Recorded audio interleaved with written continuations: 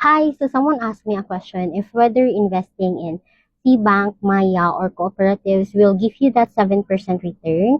So I've done a quick research. Maya and Bank, they offer great interest. However, their maximum offerings is just at 3.5% to 6%, depending on the type of savings account or time deposit account that you have.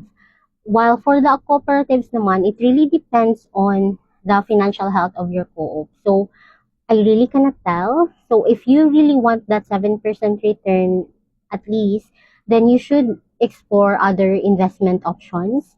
So we have Pag-ibig. So Pag-ibig's return is 7. Recently, mga 7% ata siya last 2 years. But it's not consistent. So it's one thing that you need to consider too. And then other investment options, we have stocks, mutual funds, bonds.